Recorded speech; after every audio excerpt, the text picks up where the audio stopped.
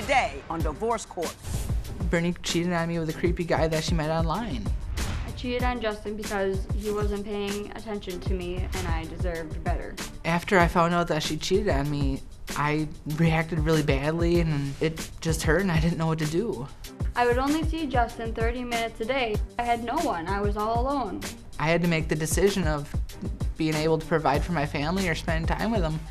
He needs to get his priorities straight and put the family first before work and farming. I'm hoping the judge will give us advice to help make this work.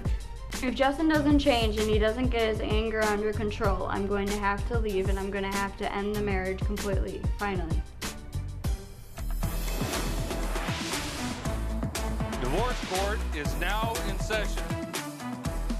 Good day, ladies and gentlemen. I'm here today with Justin Marsh and Brittany Marsh. The two of you have been together for 3 years, married for 2.5 years. You have one child together, and you had a child previously, and you adopted that child. They don't want a divorce. They're on the edge of a divorce, but they want to hear what I have to say in order to help them save their marriage. So I'm speaking to that today. I'm going to speak to the Marshes, who are 23 and 20, because they want help and my advice, how to get it together and get to the next stage. So, Mr. Marsh, I'm going to start with you. Why don't you tell me what's so wrong with this marriage so soon? A lot of things, Your Honor.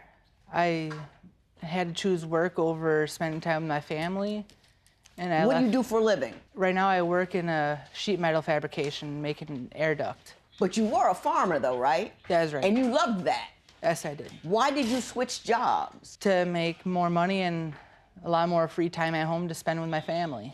Was that a move that you wanted to make, or was that a move that was compelled by the wife? I see the wife is grinning already, so I think I know the answer. Is it something you wanted to do, or did you do it for the sake of the marriage? I did it for the sake of the marriage. Ms. Marsh, were you unhappy about the amount of time you were spending away from home? I was very unhappy, yes. How long of a day would he put in? He'd be gone all day, 12, sometimes even 14 hours he would be gone. He'd come home 30 minutes to eat supper and he'd leave or he'd sleep and I would never get to see him. You understood he loved what he was doing though, didn't you? Well, right, but there comes a time that you need to put your family before what you love. You changed your job, Mr. Marsh. Now what's the problem? You've given her that. What's the problem now? The lack of trust between both of us, Your Honor. The lack of trust. You just didn't like it on the farm. You were on the farm, right? Yes. Well, no, he wasn't making enough money either, and that's what I was going to say also. Not only was he doing something maybe he liked, but he was doing it while not supporting us either. Did you talk to him about his job and how much money he had and how economically you guys were going to survive before you got married? No, not really. Yeah, I recommend that kind of thing. That's one of those questions. How much you got, how much I got, how we're going to make this work? That's a good question to ask. You are correct, yes. That's a very good question to ask. You say there are fidelity issues, and Ms. Marsh is all on your side with that one. Tell me what transpired. Your Honor, ever since we got married, she was messaging her ex all the time, and I even got a Facebook message from him while I was at work one time saying that she cheated on me with him. And I kept on asking her, and she kept on denying, and then eventually she did admit to it. Ms. Marsh, did you cheat on your husband with an ex within 2 years, within the first year of marriage? Yes. Did you do that? The ex that he is referring to, that one I actually don't recall. Well, did you cheat on him with anybody? I did cheat on him, yes. And I do say that I did cheat on him, yes. How often did you cheat on him? I stepped down on him once with one man. One time, one guy. And then when we separated, I stepped out on him again with another. But we were separated the second time that I... So you were on a break. Right. We separated. And I stepped out. Was the other guy an ex as well? He was not an ex, no. This was a new guy? Yes, it was. Tell me about the sandbox, because that story outraged me. We were building a sandbox in our backyard for our 2 kids. We have 2 boys. And this guy that she had said that she knew from her cousin, a friend of her cousin, was able to help us out, and he didn't ask for money or anything. And he helped us build the sandbox, and well, later on I found out that that was a lie and that she had actually met him online because he was buying clothes from her that didn't fit our kids anymore, and that she was cheating on me with him. Did you bring home a guy that you were cheating with to help put up a sandbox? Well, not exactly the way he stated it. Okay, you tell me how it happened. He misstated that completely. Well, first off, I want to say that Justin was desperate. He was looking for anyone to help him, and he had tried everyone that he knew, and he was getting really frustrated and upset about it. And I didn't really know what to do, and I was kind of out of options, and Justin had said, well, you know, do you know someone? You need to find someone. You need to help me. Well, I was freaking out, and he was freaking out, so... So you came up with the guy you were sleeping with? At the time, Your Honor, we were not sleeping together. At the time, we had not slept together. But you guys were doing the flirt thing. We were talking as friends at that time. I did not go into the thing with the guy to cheat, nor was I looking for a guy to cheat with, Your Honor. We were just friends, point blank, from the beginning. I was all alone, Your Honor. Justin was gone. He was never home. He was never there. I was completely by myself with a child, and I was pregnant. I was completely alone. When you say completely alone, he did come home at night. He came home to sleep.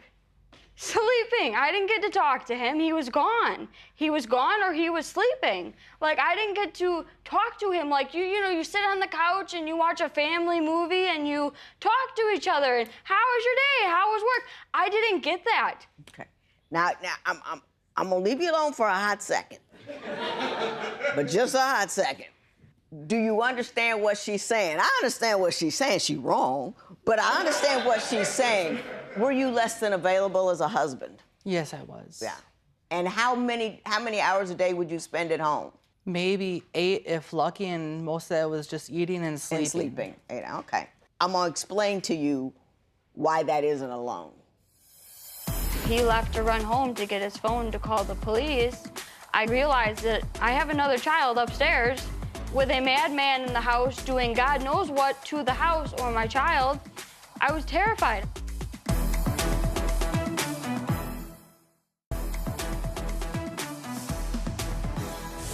I just want to say this, Ms. Marsh, about being alone. That isn't being alone. There are certain sacrifices one has to make when one is trying to raise and support a family. He's working hard. At least you could be cool about staying home and dealing with the kids. As he's making that sacrifice, you make that sacrifice. He has no obligation to entertain you. And I think that you have to have a depth and breadth of life on your own, that if this man has to work a long time, you can stay at home without philandering with the sandbox man. That said, I understand that there was an incident that Mr. Marsh engaged in that was ended in police involvement. I want you to tell me about that. Well, Mr. Marsh had been badgering me about whether or not I was cheating because he figured I was cheating, and I had not yet come clean completely and said that I had had an affair on him. Well, I decided to tell him and come clean about it. We were both sitting on our couch in the living room, and I told him, and I obviously expected him to be upset. Well, at first he didn't say anything. He kind of just sat there blankly staring at me. So I was like, okay. I wasn't sure like if he didn't hear me properly or what was going on. And then all of a sudden he stood up and just went completely berserk. He grabbed the TV and ripped it off the wall and threw it on the ground like 2 feet from my then like 12-month-old child that was sitting on the couch. And he then ran straight through the door that was like right next to us on the couch that leaded to the porch and completely busted the door. And right after that happened, my dad ran in the house because we live right next door to my parents in a duplex. And my dad ran in the house because he heard all the commotion and saw what was happening. And Justin had yelled for my dad to get out, and my dad had said, no, you need to leave. And Justin had said, no, your daughter needs to leave. And my dad said, I'm calling the police. Well, he left to run home to get his phone to call the police.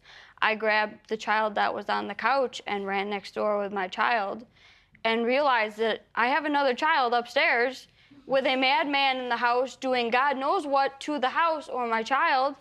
I was terrified. I had to run home. I had to grab my child from upstairs. And by that point, Justin was in the bathroom. And once I got the child out of the house, the police had shown up and went over there to talk to Justin, and he was gone. You can't understand him being a little honked off about finding out that you had an affair. I agree, but there's a difference, a fine line between the two. Mr. Marsh, do you feel like you endangered your children at all? I personally don't think I did, because I would never touch my kids or Brittany. But I also agree that the manner of which I acted was definitely not right either. Yeah. Now, you coming in here like Clark Kent, very cool, no excitement, all that kind of stuff. Is this your normal demeanor, or is rage, do you have an anger issue, or was it peculiar to this particular event? I do have an anger issue, Your Honor, and I am also seeking help from anger management counseling for it, too. Does he have a bit of a temper? He has a big temper, and he's been in anger management, and he still has that temper. After going to anger management, we had an anger issue that occurred, and I wasn't even doing anything when it occurred.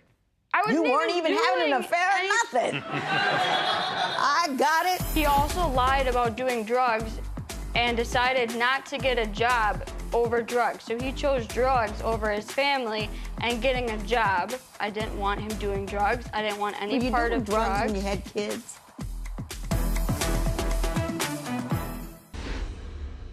Is that the end of the affairs, or was there another infidelity involved? Or is that it? It was over at that point in time? At that point in time, it was over. It was over. Yep. So, but you didn't have another one later? I did have another one later when we were separated. Okay, so this was the break boyfriend? No, not quite. Okay. It was an emotional affair. Emotional affair. Yes. Mr. Marsh, you really love Mrs. Marsh. You really want to stay together. Yes, I do. You're the one who asked me, what do I do? How do I fix this? Aren't you concerned that if someone really loved you, she wouldn't continue to have affairs with other men?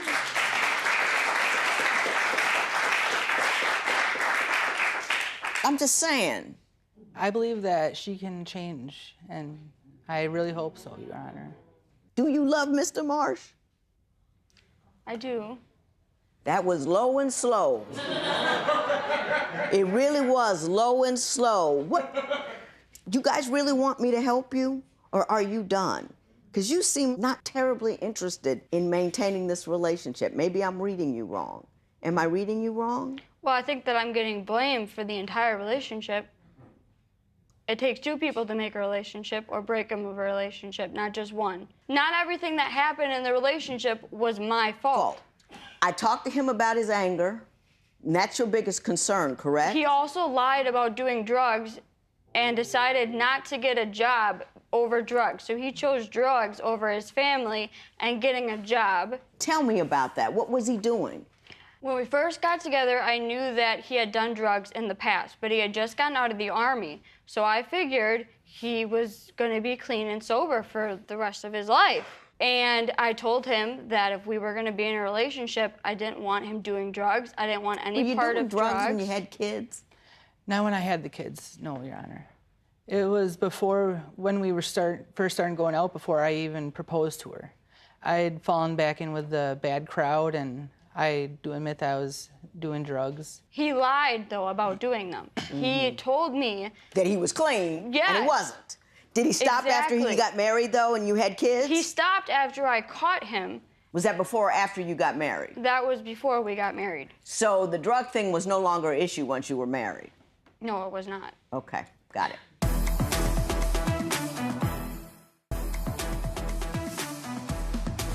My understanding is that both of you are very religious people, or at least you were raised in a very religious background, and the two of you don't believe in divorce, correct? Yes. And you want to see if this marriage can be saved by sending it in another direction. Did I get that right as well? That's correct. Okay. I'm all for saving marriages. I really am. I think people can try. I think people should can come back after infidelities. My concern in this regard is this. I think that Ms. Marsh is so young and so immature that any failure on your part could lead her to cheat again. I'm not comforted in the fact that she says she wants to save that if she has the emotional wherewithal not to do the easiest thing to feel better, which is to get another man to make her feel better. And Ms. Marsh, and I'm not mad at you, because I'm not married to you. You're not doing anything to me. But what I'm trying to tell you is you need to up your maturity. Don't keep thinking about what you need and what you want. You've got 2 children to care for. And if you're not getting enough attention from him or something like that, the fastest way to feeling better is rarely the way to go. You end up at the place with the most persistent problems. And if you got a guy with an anger management issue, sleeping around don't help.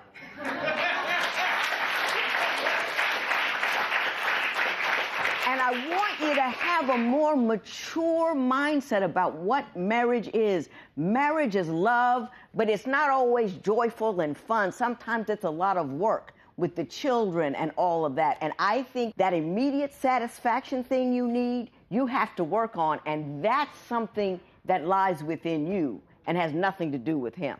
Having said that, Mr. Marsh, I'll say this. I was raised in a household that rocked and rolled on the rhythm of anger. And let me tell you what you're doing to your kids. You're putting cracks in the foundation of who they are. When they believe that anything can go wrong and the house will explode, everything that ever happens to them will appear as impending doom. And you don't have the right to do that to your children. It's not fair, it's not right, it's not good. If you can't live with her and maintain your temper, then you need to go elsewhere. If your temper is a problem, you need to remain not only in anger management, but also get some personal counseling as well. You see what I'm saying? Yes, I do. Are you satisfied with the money he's making or the progress he's making on a professional level? To an extent. He gets the bills paid. I wish the best for both of you. I really, really do. I really, really do. If you were my son, I would tell you to roll. That's what I would do.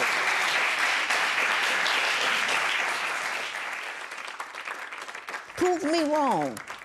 Prove to me that you're a better person than you appeared here today. Prove to me that you're more of an adult than you've demonstrated so far. Prove me wrong. Don't rely on what other people are doing to you as explanations for what you do. How you respond to whatever happens to you is on you, by you, for you, and you own it. Do you understand what I'm saying? You own it. I'm going to send you to somebody who's going to help you find some relationship assistance.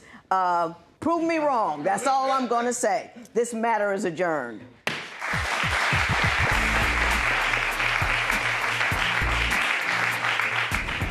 I feel the judge's judgment of me was based on a few mistakes that I've made in life and not my entire life. I'm hopeful that I can save my marriage and that me and Brittany can hopefully agree to be able to prove the judge wrong. Because I really want this to work. She's loved my life. I feel that my marriage has a chance to be saved, but time will tell.